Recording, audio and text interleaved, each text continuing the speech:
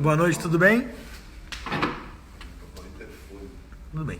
Boa noite, galera, tudo bem? Bom, hoje eu de novo não estou na minha casa, mas o que importa é a gente estar junto para poder fazer essa live. A live de hoje é com a Priscila Azevedo, doutora. Vou segurar aí um pouquinho, a gente vai começar a live certinho às 8 horas da noite. Lembrando a todo mundo que dentro do possível eu leio as perguntas que vocês escrevem, sim. Manda aqui na interrogação, que fica mais fácil para mim acompanhar isso e ler depois, tá bom? De qualquer forma, essa live ela deve ter mais de 1 hora, essa é a ideia. Então, quando chegar na segunda hora da live, né, não sei se vai dar 2 horas, 1 hora e meia, mas enfim, quando a gente rodar a live, todas as perguntas vão desaparecer. Então não adianta vocês mandarem milhões de perguntas agora, porque eu não vou conseguir ler. Então tem uma hora que, a não ser que seja relevante ao tema, e aí pode até escrever nos comentários, espera um pouquinho, guarda a pergunta, manda na próxima hora, porque aí eu consigo, é a hora que eu vou falar, bom galera, agora vamos falar as perguntas de vocês, tudo mais. Amanhã, 4 da tarde, eu acho que é 4 da tarde, eu vou confirmar daqui a pouco, vou mandar pra vocês postar um stories avisando. Vai ter uma live que pra mim é imperdível. Eu vou ver se uma amiga minha consegue fazer a tradução de novo pra gente, que é a live com o Ludger Beerbaum. Esse cara é uma lenda viva no esporte, então acho que vai ser super, super legal vocês acompanharem. E a agenda da semana que vem tá uma coisa de, sim, incrível.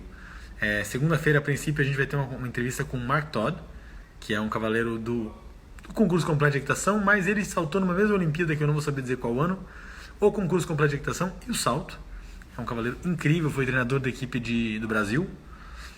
Aí na segunda-feira à noite a gente fala com o Rodrigo Lima. Na terça-feira nós vamos conversar com a Bárbara Lafranc, que está aí lançando candidatura para a presidência da CBH. Na quarta-feira, Totti, Bartolomeu Bueno de Miranda Neto. Na quinta-feira, por enquanto, a gente tá vazio, mas calma. Sexta-feira, Jesus! Sexta-feira, a princípio, é o Sergino Ribeiro de Mendonça, titular do Aras Agromen. Tô esperando aí ele dar a confirmação, falar que tá certinho. No sábado, Rodolfo Scalha. E domingo, número 2 do mundo hoje, Martin Fuchs. Essa é a agenda da semana. Tem mais 2 nomes internacionais aí que estão me confirmando e eu vou tentar encaixar. Vai ser uma semana puxada. Eu sei que fica muita live, eu sei que não dá pra todo mundo assistir, mas tem hora que não dá pra gente dizer que não. E aí vai ficar salvo no IGTV, depois você assiste com calma, não tem problema. A mesa redonda, pra quem tá perguntando, é um projeto meu novo. Eu não vou divulgar ele certinho ainda, existe esse projeto. Amanhã a gente vai fazer um piloto sobre ele. Se der certo, se ficar legal, eu vou divulgar, vou fazer bastante auê. E a gente vai conversar sobre isso. Tá bom? Eu tô esperando a Pri. Deixa eu mandar uma mensagem pra ela. Só um pouquinho. Deixa eu achar aqui. Pri, se você já estiver aí, manda um oizinho pra mim. Pra eu poder chamar você. Tá bom? Eu não sei se você tá aí acompanhando já. Lembrando, pessoal, que assim, todos os meus canais de comunicação ficam abertos. Eu tenho o Instagram aberto, meu telefone de WhatsApp eu acho que está na minha própria página do Instagram. Meus e-mails estão lá. Gente, manda crítica, sugestão, nomes. Às vezes eu não consigo responder na hora, eu respondo no dia seguinte. Mas tá tudo certo, entendeu? Eu tô anotando, tô fazendo. Já vai chegar a vez de todo mundo que vocês falaram aí.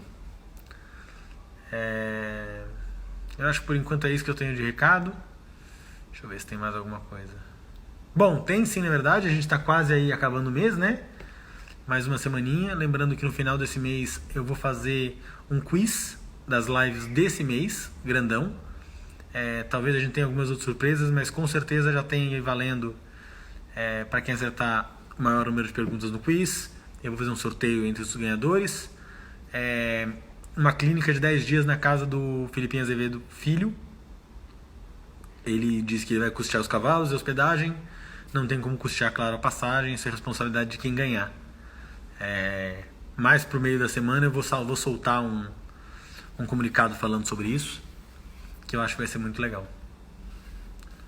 É um pouco esquisito essa parte que a gente fica sozinho esperando o pessoal entrar, porque a gente fala sozinho, é um pouco estranho. Então, tô esperando a Pri entrar. Alguém sabe da Pri? Pri! Ah, travou aqui. Deixa eu ver se a Pri entrou. Então, eu acho que vai ser traduzido sim. Eu vou confirmar isso amanhã. Fazer aquela tradução que ela tem feito por digitação. Mas eu acho que vai ser traduzida a live do Ludger sim, tá? Mas se não, depois eu vou dar um jeito de legendar isso o mais rápido possível. Vitinho Evangelista, muito obrigado aí. Tá participando com a gente. Acho que é um cara que também depois tem uma história bem legais. Oi, Pri! Oi, João, tudo bom? Tudo bom, e você? Tudo ótimo. Pri, primeira coisa, muito obrigado por aceitar o convite. É uma Eu que honra ter você. agradeço o convite. Eu achei que eu estava, na verdade, procurando você, porque eu achei que você ia entrar pelo Instagram da clínica. Ah, pela clínica, verdade. Entrei pelo meu. Sem problema. Pri, eu separei aqui algumas questões. Tem o pessoal que mandou já algumas perguntas durante o dia no box que eu mandei no Stories. E daqui a pouco o pessoal começa a mandar as perguntas aqui. Mas assim, eu acho que a primeira pergunta que todo mundo quer saber e que eu acho super importante é como e por que cavalo?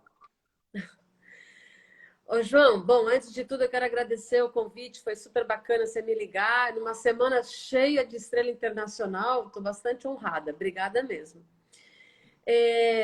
Cavalo nasceu comigo. É tão incrível isso. Eu venho de uma família de fazendeiros, desde lá do meu bisavô e da família Junqueira. Então, assim, já tem muito na genética nossa o cavalo. Eu, com 2 anos, eu fui morar em fazenda e, puxa, eu tenho foto de eu montada com meses, com meses. Muito legal, assim, nasceu comigo o cavalo. E sabe quando você é pequena, que as pessoas perguntam o que você vai ser quando crescer? Eu sempre falei, veterinária de cavalo. Eu nunca tive dúvida, nunca pensei em fazer outra coisa. Então, tá comigo desde sempre, desde sempre. Pri, você competiu? Você chegou a montar e competir, saltar, essas coisas? Competi. Com 14 anos, eu fui morar em Campinas. E, na verdade, não. Eu morava em Itatiba e fui estudar em Campinas. E lá eu conheci a Vanessa Blau e a Luca e uma outra amiga minha que chamava Tuca, que era muito amiga nossa de sala de aula mesmo. E elas montavam na época de Campinas. E junto com isso, eu tinha o meu tio Antônio, meu tio Tony, que é o avô do PP, o pai do Renato Junqueira, que também é tio do PP, e ele montava na Hípica Paulista. E ele me levava de vez em quando na Hípica Paulista também. E, nossa, aquilo, o cavalo já estava no meu sangue, mas sempre do lado de Manga Larga, fazenda e tudo. A hora que eu conheci o hipismo, que eu conheci salto, daí aquilo lá foi paixão à primeira vista. E aí eu comecei a montar na hípica de Campinas. Comecei na escolinha, com Miranda, um professor lá que, puxa vida, formou muito cavaleiro. E depois eu fui montar com o Tite, que está lá até hoje também, um instrutor que também é muito importante na formação de vários cavaleiros ali de Campinas. E depois eu fui montar com o Duto. Aí eu entrei na faculdade. Aí eu falei, puxa vida, eu quero seguir cavalo e quero ser veterinária de cavalo de salto. E na época, como até hoje, a Universidade Federal de Minas Gerais, ela é tida como uma das melhores veterinárias para cavalo. E agora já tenho 30 anos de formada. Naquele tempo, então, como Manga Larga era muito forte na região, puxa vida, era excelente a faculdade, muito boa mesmo. E ela fica do lado do CEPEL. Para você ter uma ideia, eu prestei vestibular em 84, Olimpíada de Los Angeles. Vitor Teixeira, com natural, o auge, poxa, maravilha. Falei, vou juntar o útil ao agradável. E fui fazer vestibular só lá, não prestei outra faculdade. Eu sou um pouco determinada, sabe? Quando eu quero uma coisa, é aquela coisa. Não tem essa mais ou menos ou perto daquilo. Não, é aquilo. E aí eu fui fazer faculdade em Minas, eu levei meus cavalos, ficava no CEPEL e fazia a faculdade. Aí a Marina, minha irmã, que também montava, foi convidada pelo Vitor E aí acabou que a família inteira mudou para Belo Horizonte. Foi muito legal, foi bem legal mesmo. Mas, como eu também sou uma pessoa assim que gosto de fazer tudo com muita intensidade, com 6 meses de formada, desculpa, com 6 meses de faculdade, eu parei de montar e me dediquei exclusivamente para a faculdade. Que minha faculdade era tempo integral, a gente entrava às 7h30, saía às 5 da tarde e não dava tempo de montar. E aí meus cavalos passaram para a Marina, um ou outro a gente acabou vendendo. E aí minha carreira era veterinária, veterinária, veterinária. Eu consigo fazer o que eu mais amo, que é cavalo e esporte como profissão. Entendeu? Então, assim, meu hobby é minha profissão. É uma delícia. Maravilha. Sortudo. Pri, só para a gente esclarecer assim a sua parte atleta, você chegou pela categoria de... Você começou com 14 anos, se eu não vou estar muito enganado, já era aquela época que era Juniors, Mirim, Sim, Juniors e Riders. é isso. Nem Young Riders tinha. A gente tinha uma categoria que chamava principiante. Então, assim, como eu comecei com 14 anos, eu perdi o Mirim. Então, eu pulei um pouco de principiante quando eu saí da escolinha. Aí a gente federava e aí ia como principiante. E daí já, olha que loucura, já passei para júnior. Então, de principiante, que era ali 1 metro, 1,10 m, eu já ia pular 1,40 m. Mas eu tinha um cavalo muito bom, um cavalo bacana mesmo, que chamava Tetzel. E eu consegui acompanhar a categoria. E fui com ele até eu parar. Ele foi comigo junto até eu parar. Tive outros cavalos também, tive um cavalo bacana que chamava Sideral, mas o Tetzel foi o cavalo da minha vida. Inclusive, eu ganhei o Brasileiro de Amazonas com ele. Eu brinco com o pessoal. Eu falo, eu parei de montar para dar chance para vocês. E eu fui, nem vou falar o ano que eu fui campeã brasileira de Amazonas. Não precisa. E o mais legal, não precisa. E o mais legal é que esse ano o Zurquiz já estava com a Andrea Mendes. Olha só. E a Andrea entrou nesse campeonato com o Zurquiz. Então eu falo, puxa vida, eu sou uma das poucas no Brasil que pode falar que ganhou do Zurquiz. Né? Então, isso aí é uma coisa que eu gosto de brincar bastante também. Isso é Foi muito legal. um título e tanto. Ganhar do Zurquiz Pô, realmente para poucos. pô, o Zurquiz valorizou meu título pra caramba, virou histórico. Pri, o Foi Mário, muito legal. eu sei a resposta, mas não custa perguntar. O Mário da Amazônia Cavalier está perguntando se a Marina que você se refere é a Marina Azevedo, hoje curse designer, desenhador de percurso. Sim. Pouca gente sabe, mas a Marina, desde que nasceu, é minha irmã. A Marina é minha irmã, o Pepe é meu primo, então, assim, tá no sangue essa paixão pelo cavalo, sabe? A família Junqueira lá no sul de Minas trouxe isso também pra gente. Quando eu era pequena, meus primos, que eram donos de cavalos manga largas bacana, de exposição, eles ligavam para o meu pai e falavam, não, traz a Priscila, para eu fazer o concurso de marcha com os cavalos. A gente não tem muito costume de ver isso, mas tem muita exposição que os manga largas, e isso é bem valorizado no meio deles, que tem o concurso de marcha. E são coisas assim, 40 minutos, 1 hora, marchando, sem parar os cavalos. E eu adorava, eu gostava, eu era dedicada. Hoje em dia tem profissionais que fazem isso, mas na época eram os próprios donos dos cavalos que faziam, ou o peão e tal. Nossa, eu vivia em cima dos mangalargas. Maravilha. Pri, aí tudo bem, você aí já explicou um pouquinho que você abandonou o esporte para trabalhar, para se dedicar ao trabalho. Como é que foi o comecinho da carreira? Aí já como veterinária, né? Eu sempre fui muito sortuda, o João. Nasci numa família que tinha cavalo no sangue, fui estudar num colégio, dentro da minha sala de aula tinham 2 amazonas que competiam muito, que era a Tuca e a Vanessa Blaum. Então também assim, sabe, tudo foi me levando. E na veterinária foi incrível, porque eu fui para Minas para fazer veterinária e ficar perto do Vitor Teixeira, que era um ídolo, ainda é um grande ídolo para mim. De repente, a hora que eu chego lá, está começando a se formar dentro do CEPEL uma das maiores equipes do Brasil de veterinária, que é a equipe do Tomás Montello. Eu estou lá com coisa de 1 ano, 2 anos de faculdade, e chegou o Alex Ribeiro, que é um grande mestre para mim, uma pessoa que me inspira bastante, uma pessoa apaixonada pela profissão, extremamente ético e competente. E ele foi um grande exemplo para mim. Então, eu comecei a fazer estágio com ele. Então, assim, eu saía nos intervalos de aula, de almoço, ou acabava a aula, eu ia para o CEPEL e acompanhava ele no dia a dia. Então, isso foi o mais bacana também. E o Tomás vinha com uma certa frequência. Aí eu já comecei a me envolver realmente com a veterinária esportiva, que também é uma outra coisa que assim, é muito bacana, porque a gente mexe muito mais com saúde do que com doença. Então, além de fazer veterinária, tá com os cavalos, fazer o esporte, eu ainda estou do lado bom da veterinária, né? Graças a Deus. E aí você começou a estagiar, como é que foi esse princípio de estagiário? A gente tem essa lenda viva de que estagiário só sofre, vira madrugada. Estagiário tem que sofrer. Ah, mas para mim não era sofrimento. Para mim não era sofrimento. E eu estagiava junto, eu fazia estágio com o Alex, e ainda lá na faculdade onde eu fazia, tinha os estágios dentro do hospital. E eu estava lá direto. Então, assim, feriado, à noite, plantão, eu era sempre aquela que pedia para ficar, sabe? Eu sempre gostei demais de fazer, sempre gostei demais. Então, para mim, nunca foi sofrimento. Demais, nunca, nunca.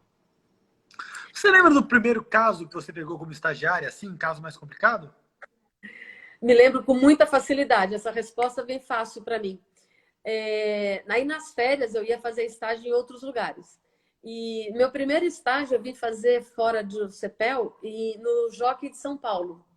Aí tô lá e era uma época muito forte, coisa de 5.000 cavalos no Jockey, entre Cidade Jardim, Chácara e Campinas. Aí eu tava na Cidade Jardim, chegou um rapaz lá desesperado que estava com um cavalo com cólica. Só que os residentes não podiam atender, porque eles não podiam sair do jockey fora de horário, durante o horário comercial, e não tinha nenhum veterinário que pudesse sair. E o residente olhou para mim e falou assim: você quer ir lá atender a cólica? Eu falei: puxa, mas eu sou estudante, eu não posso e tal. Aí ele falou: não, vão vocês dois estagiários. Fui eu e mais um estagiário que estava no último ano. Era ali na Marginal, como é que chama isso? Depósito de ferro velho. Um cavalo que ficava num cercadinho no fundo. E não tinha feno, não tinha nada. O cara tinha comprado um cavalo no leilão e botou lá e dava ração. O cavalo estava um balão, estava um balão. Meu Deus, eu olhei aquilo e falei: é agora. Primeira vez que eu passei sonda na vida sozinha. Primeira vez que assim tive que apalpar um cavalo e tal, e o cavalo um balão. Mas olha, de novo, iluminada, rapidinho o cavalo ficou bom. O dono foi lá no jockey e rasgou elogios, então assim deu tudo muito bem, tudo foi ótimo. Mas me lembro fácil desse caso. Deve ter sido bastante, bastante marcante. E aí Acho que foi o primeiro frio da barriga, porque frio na barriga a gente tem toda hora, mas esse aí foi o primeiro. E você continuou, você terminou seu estágio no CEPEL e você começou a trabalhar para quem? Como é que foi esse processo de se sair de estagiário e virar veterinária? Tá, foi assim. Como eu fiz estágio durante quase 3 anos ali com o Alex, 2 anos e meio talvez, eu comecei a ter muito contato com o Tomás, que era o dono da clínica. Então, quando estava perto de se formar, ele me chamou para trabalhar. E falou: puxa, eu estou abrindo uma clínica em São Paulo. Olha, mais uma vez a minha estrela brilhou. Eu estou abrindo uma clínica em São Paulo e estou precisando de uma veterinária residente. Eu queria saber se você quer ir. O Alex falou que você tem o perfil e tal. Eu falei: lógico, é meu sonho trabalhar com o Tomás Montello em São Paulo, voltando para casa. Assim, meu Deus, aquele dia eu nem dormi. Nem dormi. Só que aí minha faculdade entrou em greve. Era para eu me formar em julho, eu fui me formar em setembro. E o Tomás já tinha compromisso em São Paulo com o Caio Sérgio, lá no Horse Center, de assumir a hípica do Caio, a veterinária do local e toda a responsabilidade. Então ele falou, Priscila, eu não posso esperar. O que que eu vou fazer? Eu vou mandar um veterinário meu do Rio de Janeiro para São Paulo assumir a clínica. Quando você se formar, você vem para o Rio e depois a gente vê o que vai fazer. Até isso foi uma sorte para mim, porque em vez de eu ir formada sozinha direto para São Paulo, ainda passei um período dentro da hípica brasileira, na sede do Tomás, junto com o Tomás, e numa época que a hípica brasileira, assim, meu Deus, fervia cavalo, fervia cavalo. Era realmente o coração do hipismo brasileiro. Então, foi uma bagagem enorme para mim, né? Foi muito bom. Foi Você, muito bom. aí, obviamente, 2 vezes, mas qual que é a importância do Tomás Montello na sua carreira? Toda, né? Toda. O Tomás é, assim, eu acho que nem cavaleiro que tem talento, cavaleiro que tem dom. Eu acredito que o veterinário também tem que ter talento. E não tem talento igual do Tomás. O Tomás é o veterinário mais talentoso que eu já vi trabalhar. Já vi diversos cavaleiros, veterinários fantásticos, competentíssimos. Agora, o Tomás, assim, ó, ele tem um feeling que é bonito de ver, emociona até. E com isso eu consegui acompanhar ele por 18 anos. Eu trabalhei 18 anos diretamente com o Tomás. E eu me tornei muito próxima dele, então assim, eu conseguia receber muita informação dele. E ele não nega informação. Ele é um cara que assim realmente passa, transmite, ele gosta de ensinar. Ele, puxa vida, eu devo demais a ele, demais mesmo. Foi muito bom. Show. Claro que eu vou depois perguntar do seu primeiro cliente, do seu momento mais marcante, mas me conta algum momento muito marcante desses 18 anos que você ficou com o Tomás, uma coisa que tenha sido muito especial para você. Nossa, é difícil achar um momento, porque foram 18 anos intensos, 18 anos muito gostosos. Mas foi assim, aí eu estava lá no Rio e aí foi muito bacana, uma pessoa que até hoje eu tenho bastante gratidão, um carinho enorme. Tenho a família dele como, assim, puxa, uma segunda família também, que é o Caio Sérgio. O Caio me encontrou num concurso lá no Rio e conversou, e aí ele também me deu muita força para vir para São Paulo. Então também foi muito bacana isso, porque eu já vim para São Paulo no respaldo de um cavaleiro como o Caio, que na época estava com o Horse Center, que lá estava toda essa geração montando o Totti, Zé Luiz, Cássio Rivetti, Camila Benedito, puxa, tinha tanta gente montando lá. O Cezinha dava aula lá. Era uma época bem bacana, mas muito bacana mesmo do Horse Center. Então, eu ainda também participei. Eu sempre estou no lado bom do hipismo. É gostoso isso, que eu vou caindo. Na hora que eu vejo, eu falo, meu Deus, olha como tá legal lá. Então, essa vinda para cá foi bacana porque eu estava super respaldada e comecei a trabalhar lá.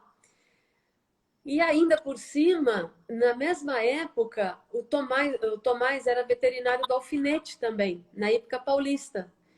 E o Alfinete, como me conhecia do tempo que eu ia ali na época paulista e ficava naquele picadeiro deslumbrado, olhando ele montar. E a hora que ele acabava de montar, eu queria só passear o cavalo dele e ele deixava eu passear o cavalo dele. A hora que ele chegou para mim e me ligou e falou assim, Priscila, vem aqui. Naquela época era bip, a gente ligava, era super confuso. Priscila, vem aqui que eu quero que você dê uma olhada no carrossel. Meu Deus, aquilo lá foi o maior frio na minha barriga, sabe? O Alfinete, meu Deus, era uma pessoa que para mim não é nem ídolo, é alguma coisa de outra dimensão, me chamando para eu ir atender esse cavalo. A hora que eu cheguei na hípica e ele, junto com o tratador alemão, puxaram o cavalo para mim, nossa, eu fiquei numa emoção incrível, incrível, sabe? Então, assim, daí para frente, tantas outras coisas. Uma coisa que foi muito marcante, comecinho de carreira, essa foi em 91, que foi o Pan-Americano de Cuba. Eu participei de todo o treinamento, todo o processo do Soul Suitor, do Marcelo Arteaga também. Meu Deus, quando esse cavalo foi para o PAN, porque ele tinha tido um acidente, foi operado, a gente botou parafuso no pé dele, tanto é que esse cavalo saltou o PAN. com o parafuso. Foi uma emoção, você jovem, primeiro cavalo tão importante, chegar lá, que você participou, que você ficou no dia a dia. Isso foi, o Tomás lá de Cuba telefonou para falar, sabe? Porque na época não tinha internet, que era rápido assim, para falar que tinha ganho medalha de ouro com aquela equipe que a gente vivia junto aqui, né? Os Urquiz, o Soul Suitor e a Wendy eram muito, muito perto, muito próximos, porque ficavam aqui próximos. Os Urquiz, eu fazia estágio no CEPEL, então vivi junto com ele. O Soul Suitor, participei do processo dele aqui. E a Wendy, que era do Rio também, que eu participava muito dos concursos, era muito junto. Já o cavalo do André e do Filipinho, eu não tinha tanto contato, porque ficava mais no sul e tal. Mas foi incrível. Isso foi uma das primeiras emoções assim grandes. Ah, que incrível. Bom, você fica com o Tomás aí 18 anos e depois você segue carreira solo. Isso, isso. A gente foi junto até o Pan-Americano do Rio. Aí dali para frente, eu fiquei sozinha em São Paulo, mas com grandes parcerias, inclusive com ele, a gente ainda troca muita ideia. Com o Alex no Rio, a gente é bastante parceiro. Desculpa, com o Alex em Belo Horizonte, até hoje a gente mantém uma boa parceria de trocar ideia, de um atender para o outro e estar sempre junto. Eu tenho uma boa parceria em Curitiba com uma pessoa também que eu respeito bastante, que é o Valdir. Lá no Rio, o João Guedes, sempre que eu preciso alguma coisa, também com ele que eu me apoio no Rio. E assim a gente vai, atendendo em parcerias, né? Pelo Brasil. Super. Pri, é uma pergunta que eu não sei se ela tem uma resposta precisa, até porque você acabou entrando para trabalhar com o Tomás, que já tinha uma cartela de cliente. Mas se você tivesse que designar o seu cliente 001, quem Ixi, seria? eu não consigo ter um que foi meu primeiro, sabe? Porque realmente, eu também, outro privilégio que eu tenho eu tenho clientes muito antigos, sabe? Tem clientes que nem a família do Caio, o Zé Luiz, o Cainho, eu conheço esses meninos de criancinha. E como é que eu vou falar do Zé Roberto, né? Que eu tenho ele como meu filho. Literalmente, eu peguei o Zé Roberto no colo para botar em cima do cavalo, do Neg. Então, assim, são pessoas que a gente vive junto, que, puxa vida, não dá nem para considerar como clientes. E eles realmente estão comigo há muitos e muitos anos, e muitos, muitos anos. Pri, eu super entendo, acho realmente que não dá para enumerar, porque é isso, você vem de uma cultura de cavalo e sempre teve inserido isso. Agora, como Priscila Azevedo, já não mais como Montello e Azevedo, etc e tal, qual foi o momento mais marcante da sua carreira? Nossa, também difícil de responder, hein? Também difícil de responder. Ô, João, eu vou te falar que assim, ó, momentos marcantes na veterinária, às vezes são pequenos, sabe? Nem sempre é vitória, nem sempre é isso. Às vezes é assim, olha, meu Deus, eu fiz esse diagnóstico, que incrível, como é que eu consegui chegar nesse diagnóstico, sabe? Isso dá emoção, às vezes a gente até, meu olho enche até de lágrimas, até agora assim, tem cavalo que você olha para ele, você fala, meu, como é que eu vou ver, como é que eu vou descobrir esse problema? Porque o cavalo não fala, é super sutil, a coisa é super complexa. As imagens, muita gente se apega tanto em imagem e nem sempre as imagens te dizem grandes coisas, sabe? Então, muitas vezes a gente precisa ter a paciência, e uma coisa que eu falo muito, muito para os veterinários que trabalham comigo, que já trabalharam, o estagiário, observar. O cavalo você tem que observar. E às vezes ele vai te transmitir um contato. O olho do cavalo fala muito. A primeira coisa que você tem que olhar é cavalo, é o olho do cavalo. Então eu vou te falar que muitas vezes não foi nem sucesso de pista ou de resultado, assim, foi um diagnóstico que, puxa vida, eu consegui fazer esse diagnóstico. E depois que você faz o diagnóstico, é muito mais fácil você fazer o tratamento. Porque o mais difícil, eu acho que o segredo da veterinária é chegar no diagnóstico. Tem alguma história dessas que possa contar pra gente? Puxa vida. São tantas, né? Que assim, falar, puxa, o que que eu vou poder falar? É difícil lembrar. Vamos conversar mais um pouco. Vou tentar puxar na minha memória um caso mais específico, assim. Mas Tem uma coisa que problema. eu acho, uma coisa que eu acho bacana é, por exemplo, assim, ó, é, que eu gosto disso também. Eu gosto bastante disso. É, veterinários colegas ligam com dúvida e troca ideia e aí resolve. Isso é bacana. Isso é muito gratificante também, porque às vezes a gente tem uma experiência de muita casuística que por telefone, 2, 3 palavras você consegue falar. Duas, Muito três legal. pessoas, duas, três palavras, você fala, puxa vida, será que não é esse o caminho? E isso é uma coisa que aqui no Brasil é fraco, sabe? A gente tem muito pouca troca de experiência. Muita pouca. Eu lembrei de um caso muito bacana agora, já que o Cássio Rivetti até contou aí na. Agora começou a aparecer uns casos bacanas na minha cabeça. O Cássio Rivetti tinha uma égua que chamava Biarritz. E ele foi campeão brasileiro de mirim com essa égua. Eu estava nesse concurso em Recife. Pensa, esse concurso estava Zé Roberto, Zé Luiz, Cássio Rivetti, Mariana Cacetari. Olha, todo mundo aí no mercado e até hoje, né? E estava todo mundo nesse brasileiro de mirim. E eu já era veterinária desse pessoal e eles eram mirins. Mas quer ver que uma coisa muito legal, essa égua Biarritz, a gente foi com ela pro México, saltar o El Capricho. E o Cássio Rivetti foi campeão, acho que aquilo lá era o campeão das Américas, da juventude, eu nem me lembro muito bem qual que era o título. E essa égua foi daqui no México, sem comer, sem beber. A gente fez escala em Caracas, o avião estourou o pneu, a gente ficou 38 horas com os cavalos dentro do avião, sem descer. Eu falei, essa égua não sei se ela vai chegar viva lá. E eu fui com essa égua e ela adorava deitar no avião. Eu fui segurando ela daqui até lá, eu, os tratadores, e soro, e soro, e soro, e fazendo tudo para essa égua comer. Naquela época, eu não vou conseguir lembrar exatamente o ano, mas devia ser ali em 95, 96, alguma coisa assim. Recursos eram muito menores do que hoje. E, puxa vida, virei umas 3 noites com ela quando a gente chegou lá para preparar ela. E ela foi campeã lá. Isso aí para mim foi o máximo. Foi o máximo. Foi o máximo. Foi bem bacana mesmo, porque eu vi toda a dificuldade da égua e a gente conseguiu fazer que ela se levantasse, chegasse bem, e foi muito bom mesmo.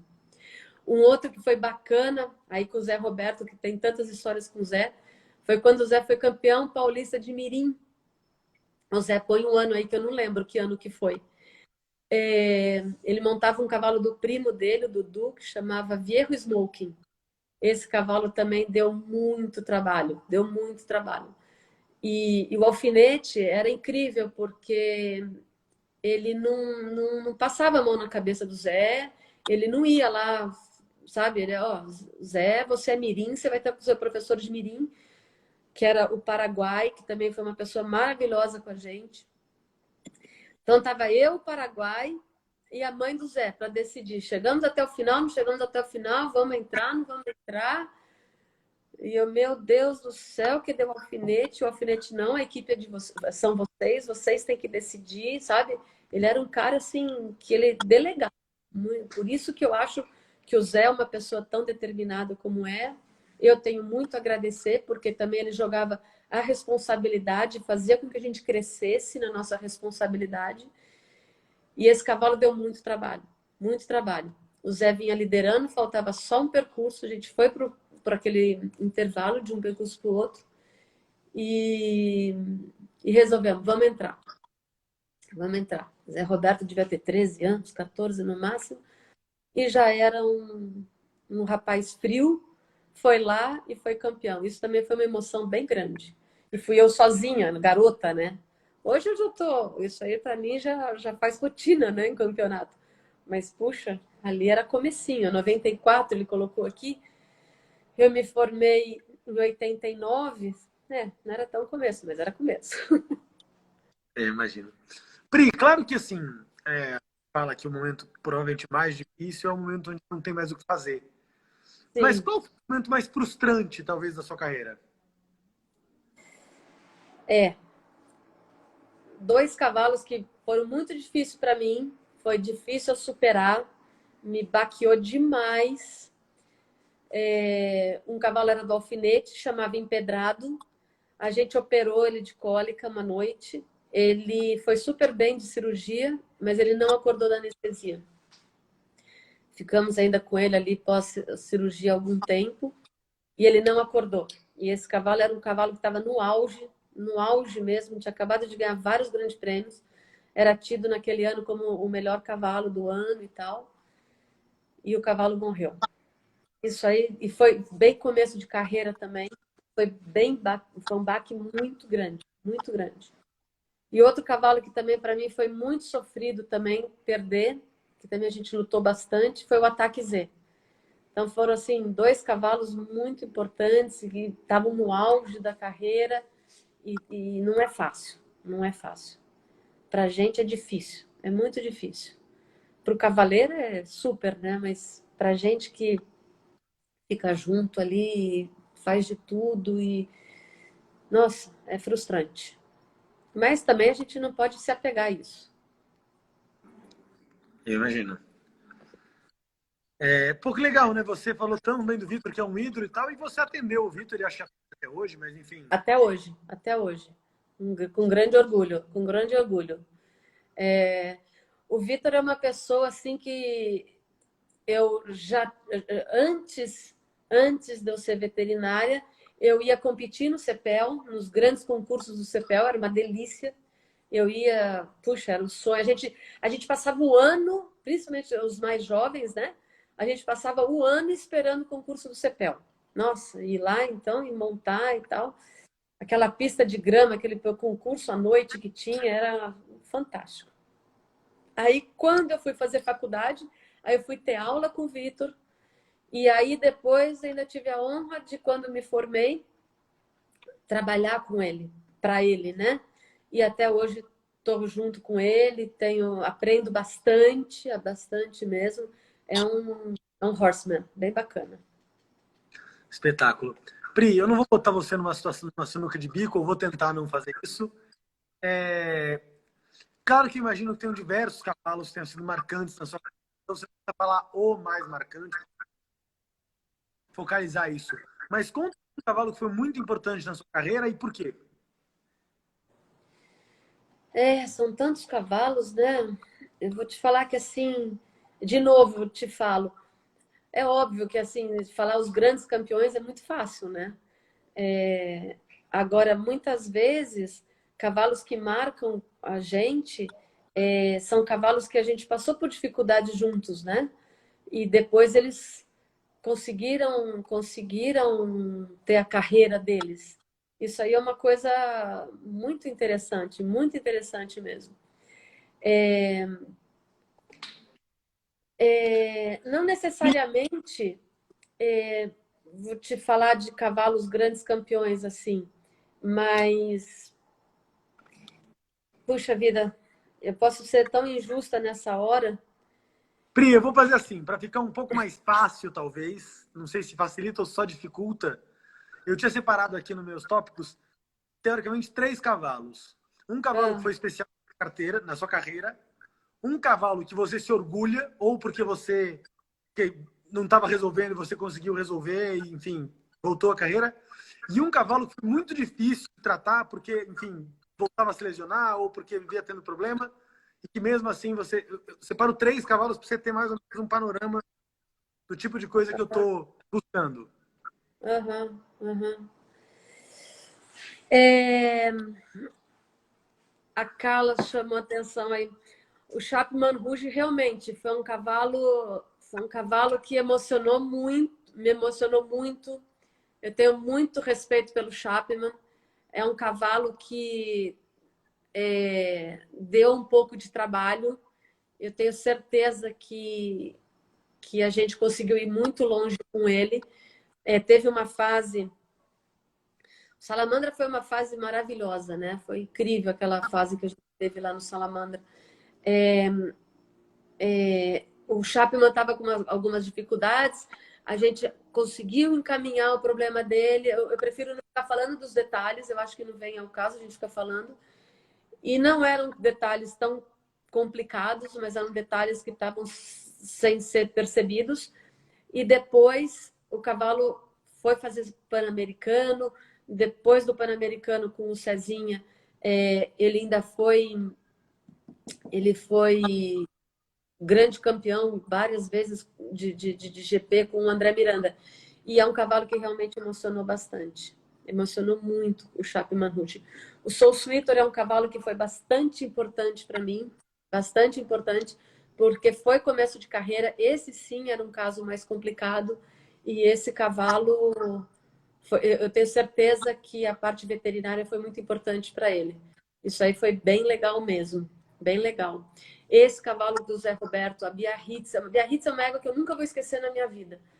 O quão guerreira essa égua era. Essa égua do Cássio Rivetti, ela era pequena, ela não tinha galope, ela não tinha amplitude. Mas para ela não tinha obstáculo, não tinha nada.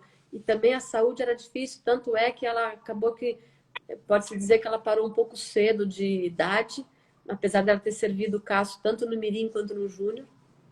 Essa égua nunca vou esquecer, nunca vou esquecer.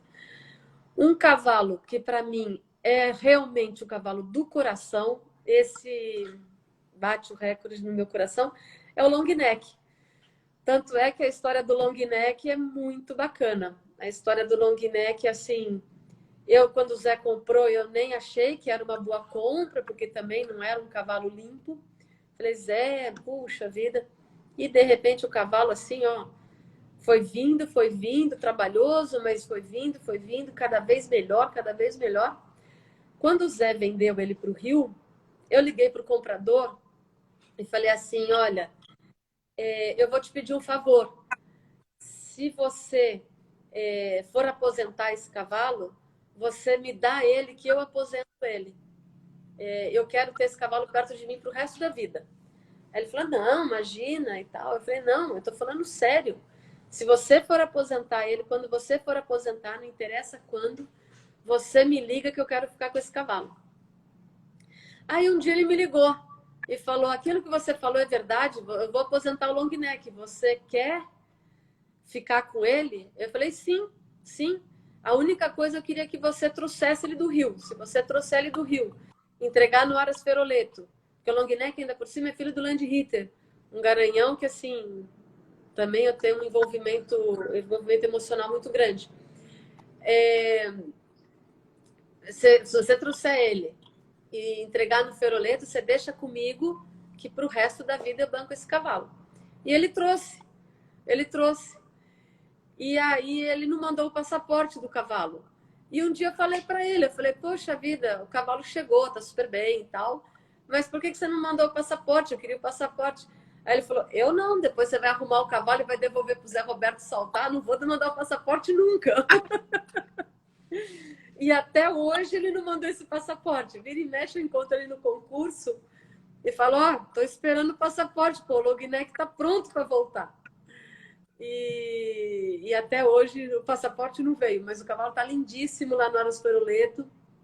Agradeço a Bia, parceirona aí, que também trata ele com muito carinho. A Tânia, ela cuida dele, super top. Esse cavalo, esse é o do coração. Esse, assim, como veterinária, esse é o do coração. Que maravilha. Bom, ele tá uma... Eu não sei quando foi a última vez que você viu ele, eu vi ele ano passado, eu acho. Ele tá uma graça. Ah, você foi lá? Você foi lá? Eu fui lá para fazer o quadro do Zé Roberto. Ah, que bacana! Você foi lá fazer aquele. Ah, que bacana! Achei que você tivesse pego aquilo de uma foto. Você viu como ele tá super bem? Tá ótimo. Ele tá adorando a trilha dele. Tem o bandinho dele lá, é maravilhoso. É muito legal, muito legal. Bem legal mesmo. Um cavalo que me emociona demais, mas essa eu sou suspeita para falar, porque ela é minha égua, é a Xistra.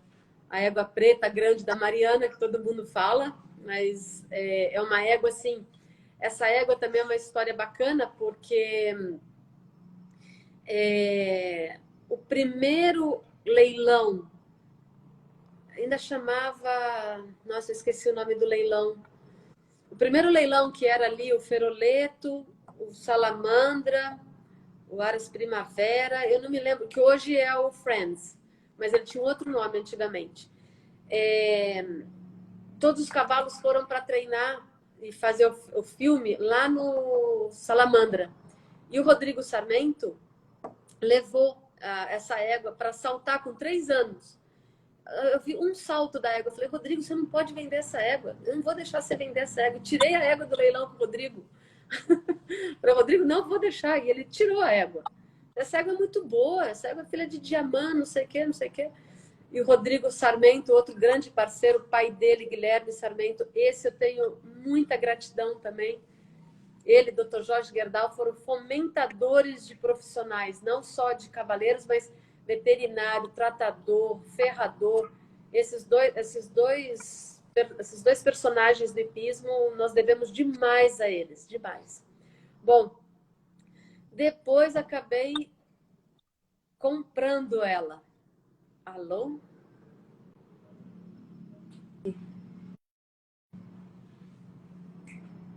Volta. Voltou? Voltamos. E Depois aí você acabou acabei comprando comprando ela. a Xistra. Acabei comprando a Xistra. E, puxa vida, foram uma égua que também tinha suas dificuldades. E é uma égua que me emociona pela determinação do cavalo. Pela determinação. Eu vou falar, ela assim... Vou falar uma coisa assim, João. Eu acho que cavalo nunca tem culpa de nada. Eu falo muito isso para vários clientes, que às vezes saem com alguma reclamação do cavalo. Sempre a culpa, para mim, é do cavaleiro. Por quê? Não é que errou só na pista, alguma coisa nesse sentido. O cavalo, ele vai sempre fazer o melhor por você. Ele sempre vai te dar. Ele é a companhia. Todo mundo fala que o melhor amigo do homem é o cachorro, mas é o cavalo. O cavalo, ele vai se dar o máximo que puder. Se ele fez alguma coisa errada, é porque a pessoa responsável por ele fez alguma coisa errada. E eu vou te dizer até assim, comprou o cavalo errado. Às vezes aquele cavalo foi comprado errado, ou foi inscrito na prova errada, ou foi dado para o cavaleiro errado, ou o cavaleiro está treinando errado, porque o cavalo, ele se dá. O cavalo, ele não faz coisa errada porque ele quer, ou porque ele é safado, nada disso, sabe? Pô, você viu ali, ele fez 4 pontos. Não foi ele que fez 4 pontos. Alguma coisa o levou a fazer 4 pontos. Nenhum cavalo vai lá e faz 4 pontos porque ele quer. E hoje em dia, com essa genética toda que a gente tem, os cavalos gostam de saltar. Tem uma história bacana para contar. Falei disso, uma história bacana para contar. Mas só concluindo, a genética dos nossos cavalos, a seleção dos cavalos de salto, de qualquer raça, do BH, mas vindo lá de trás, do Sela Francesa, do Holstein, Hanoveriano, Traquene, o Cadavro Bene, só foi feita a seleção por performance. Essa história que existe seleção por morfologia, por saúde, mentira. O cavalo, ele pode ter o defeito que for, mas se ele saltar, a pessoa vai usar. A pessoa vai usar aquele cavalo. Vai dar um jeito aqui, um jeito ali, e esse cavalo vai ser usado. As éguas. Muitas vezes, as éguas são usadas porque não chegaram no esporte, e aí acaba indo para a reprodução. Está errado. Então, o que acontece? A única seleção de garanhão, a única seleção das raças é por performance. Então, esses cavalos adoram assaltar, adoram. E eles vão fazer tudo por você. Por falar em adora assaltar, o querido Bauane, saudoso, importantíssimo na minha vida, também é um do coração. Ele fraturou o boleto num treino. Puxa vida, aquilo lá foi muito triste. E aí a gente precisou deixar ele parado na cocheira. Na época o Doda montava na Santa Amaro, no pavilhão que hoje recebe o nome dele, Bauane. E o Doda tinha diversos outros cavalos. Ainda tinha o Fidan na época, tinha o Eldorado, tinha o Ipiranga e vários outros cavalos. E aí, o que aconteceu? O primeiro concurso que o Doda saiu com os outros cavalos e o Bauane ficou para trás, no dia seguinte, o tratador me chamou e falou: Olha, Priscila, o cavalo não está comendo bem, ele está meio triste, aconteceu alguma coisa. Fui lá, examinei, fiz todos os exames, nada. E o cavalo não comendo, nada. Tá, vai lá, corta o verde e tal, nada. Aí, segundo dia, o cavalo não come. Terceiro dia, começou a comer bem pouquinho, mas o cavalo sempre triste, no fundo da cocheira, a gente achou aquela coisa estranha. Na segunda-feira, voltaram todos os outros cavalos, o Bauane voltou a comer. Não teve problema para ele. Ele comeu toda a ração, comeu todo o feno e tal. Passaram-se alguns dias, o Doda saiu com a tropa para outro concurso. O Bauane parou de comer de novo. Eu liguei para o Tomás. Falei, Tomás, a mesma coisa. O cavalo parou de comer. Todos os exames normais. Aí, troca ideia. Segunda-feira, os cavalos voltaram, o Bauane voltou a comer. Poxa, o cavalo começou a se sentir esquecido para trás. O cavalo tem sentimento. O cavalo, ele raciocina, ele sabe o que está acontecendo. E aí a gente resolveu levar o cavalo para o Aras, para ele não ver mais essa saída, né? Os cavalos saem, eu fico para trás, que tristeza. Puxa vida, sabe que o Bauane chegou no Aras, no primeiro dia, ele deitou no pasto, não aconteceu nada, simplesmente dormiu e não acordou mais. Então, assim, você vê, o cavalo teve a depressão, sabe? Ele ficou triste. Ele falou, poxa vida, perdi minha função, todo mundo sai, me deixa para trás. Então, o cavalo tem muito sentimento. Eu acredito nisso. Eu acho que a gente tem que respeitar bastante isso. Sábado passado, para você ver como são pequenas coisas que emocionam a gente. Eu atendi uma cólica na Hípica Paulista e na hora de eu passar a sonda, um cavalo que tem cólicas frequentes, a hora que eu cheguei com a sonda, encostei a mão no chanfro do cavalo, ele fechou o olho do lado que eu ia passar a sonda. Você acredita nisso? Isso quer dizer, essas pequenas coisas aqui para mim são importantes. Eu olhei para aquele olho, ele ficou com o olho fechado e o outro aberto. Quer dizer, ele já sabia que a sonda ia vir daquele lado da narina. Sabe? Essas emoções é que são muito bacanas. São muito bacanas. A gente está no esporte, obviamente, como é que chama? Vitória é o máximo.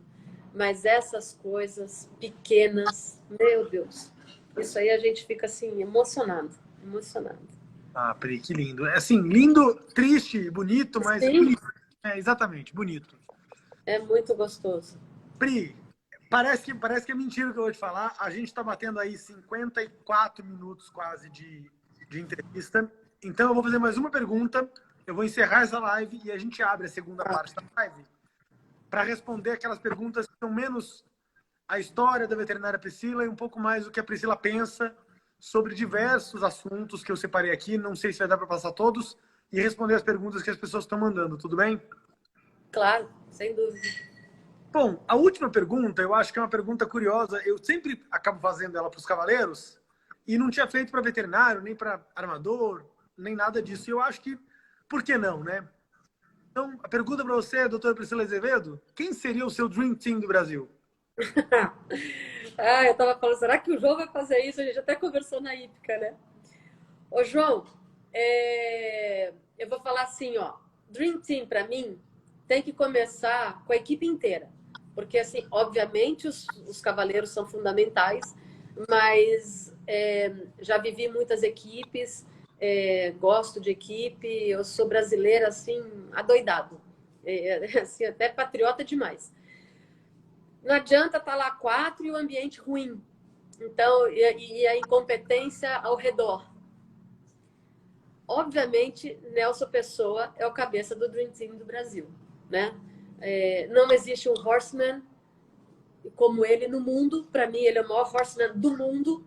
Uma pessoa que é tão completa como cavaleiro,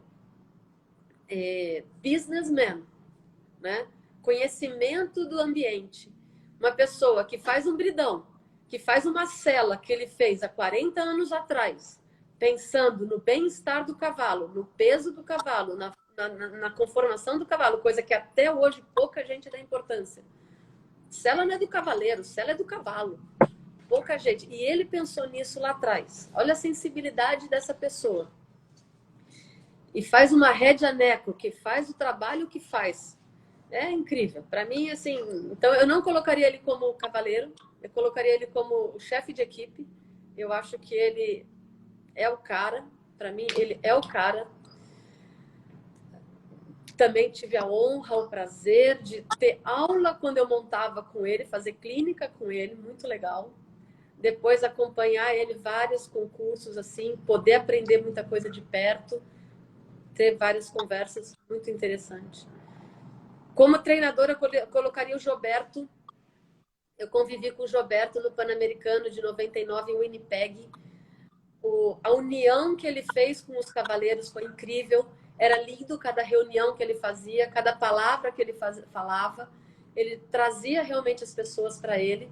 Ele fez, foi bem bacana. A Linda Allen, lá em Winnipeg, o Rodrigo Pessoa não estava no nosso time, mas ele veio ajudar a equipe, bem perto já da competição, quando a gente já estava lá coisa de 10 dias. E a Linda Allen veio parabenizar ele assim que ele chegou, que nunca viu uma equipe tão unida, tão disciplinada e tão trabalhadora como a equipe do Brasil, tanto de cocheira quanto de pista.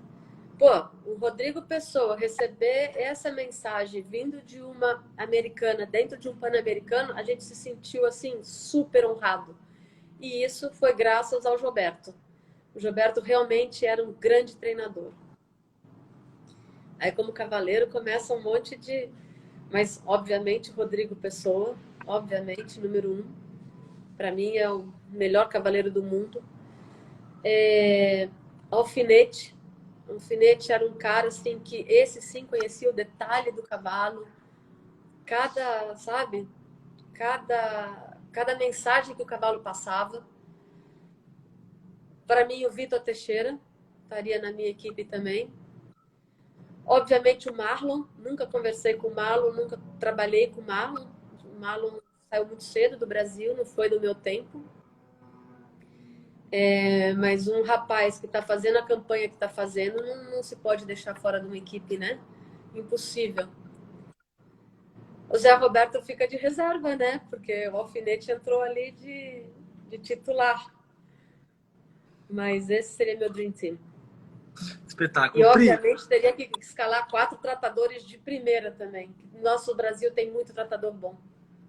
Tá, isso tá na próxima parte da live. Ele vai falar um pouquinho sobre tratadores. Eu vou tentar fazer um negócio aqui. Aguenta aí. Se cair, a gente vai voltar, pessoal. Eu vou ver se dá para fazer rapidinho e voltar. Vou ver um negócio aqui e eu já volto. Espera só um pouquinho.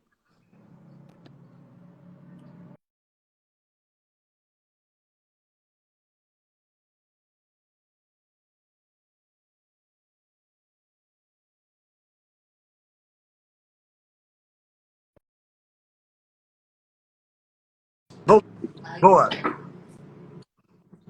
Voltou. Pri, nesse meio tempo e depois desse depoimento incrível que você deu sobre o long neck, eu acabei de receber mensagem no WhatsApp, por isso que eu estava esperando. Mandaram fazer... não dá para ver. Que legal. Esse quadro deve chegar para você na semana que vem, tá bom? É um presente. Ai, que lindo. Nossa, que lindo, João. Depois eu te mando a foto inteira. Isso é quando eu fui visitar ele lá no Firoleto. Que legal, que lindo. Obrigadão. Mandou mensagem para mim falando, olha, então manda fazer o quadro para ela. Nossa, esse aí vai para minha